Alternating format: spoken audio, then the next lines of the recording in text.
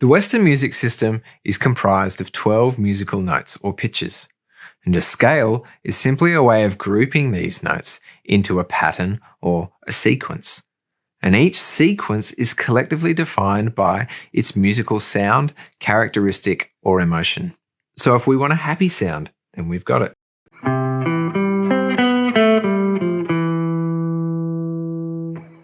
If we want a sad sound, then we've got that.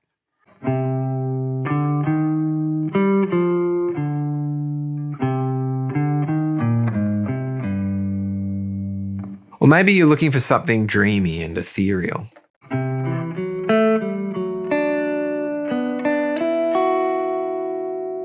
Perhaps you're in the mood for something dark and exotic.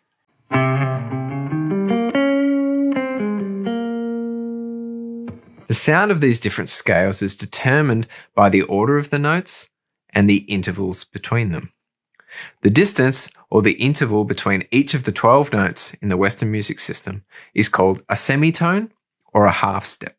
In guitar speak, that would be the distance from one fret to the next adjacent fret. So if we move from here to here, that's a semitone. That's another semitone. Now, if we were to jump from this note straight to this note and skip that note in the middle, that distance is a tone or a whole step. So that would be 2 frets away. And this is true going forwards or backwards. So a scale is usually made up of a combination of both semitones and tones. The most common scale that you've probably heard of before is the major scale, and it can be created starting from any note on the fretboard using a very specific intervallic formula, which goes like this: tone, tone, semitone, tone, tone, tone, semitone, or whole, whole, half step, whole, whole, whole, half step. On the fretboard, it looks like this. Starting again at C on the 3rd fret of the A string, we go tone, tone, semitone, tone, tone, tone, semitone. Now you can start from any note on the fretboard and apply that exact same formula, and that will give you a major scale. The name of it will change, and that name is determined by the tonic note, or the root note, which is the first note that you play. So in that example, we started on C, so that means it's called a C major scale. That tonic note is the most stable sounding note in the scale. So when you reach it again after playing all the other notes and you get to it again at the end of the scale, it can feel like you're returning home, and all those other notes lead the listener to expect to hear that tonic again. Okay, so now we have a C major scale, which is a pure, bright and happy sounding scale. Let's have a listen again.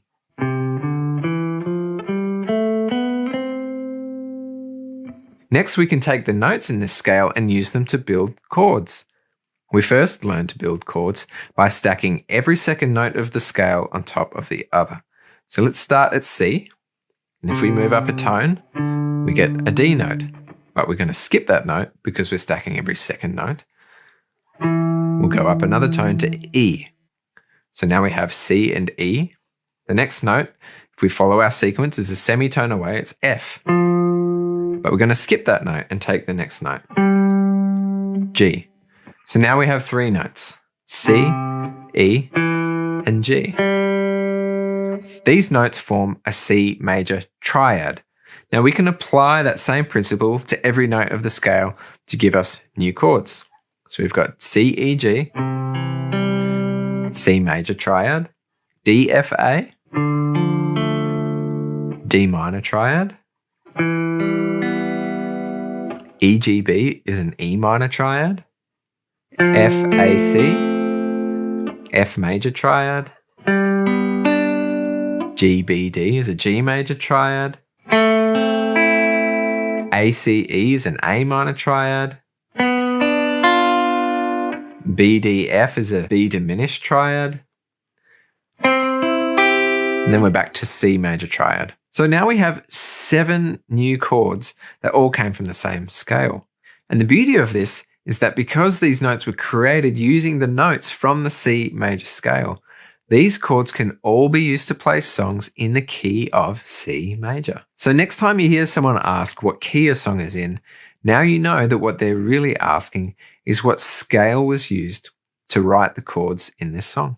Hopefully now you're starting to see how the key or the scale that a song is written in can determine its characteristic sound or how it feels emotionally to a listener. Now, songs can modulate in and out of different key centers, and this is a great tool for pulling and pushing on a listener's emotions, creating tension before providing a release. But this is a more advanced concept for another time. So let's go back to talking about chords. Of course, we can play all the notes simultaneously in a chord, like this. That's our C major triad. But we can also separate the notes and play them individually one by one.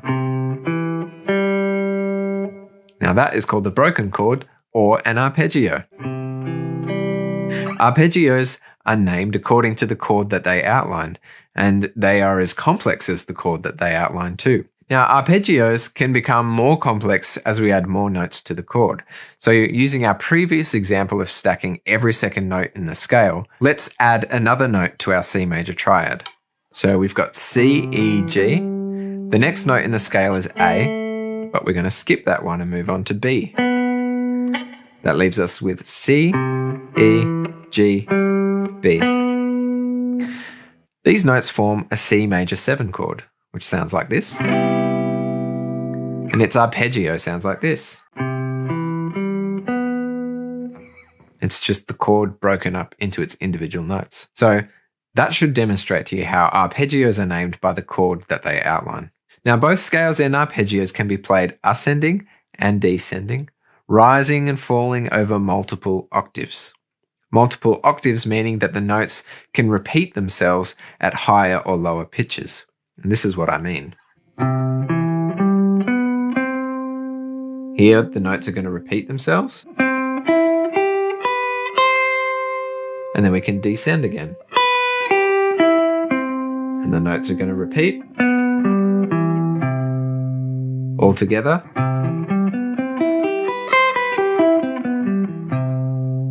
Learning to play scales and arpeggios is an essential tool and skill for any guitarist, regardless of what genre you play.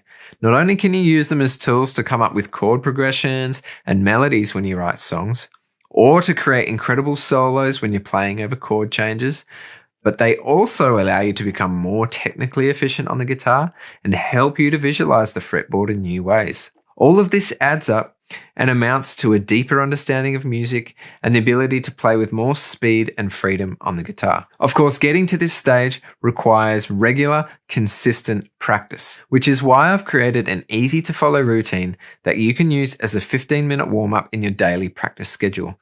It's completely free and you can download it from the link in the description below. It contains diagrams of the most common scales and arpeggios that you'll come across in modern popular music today.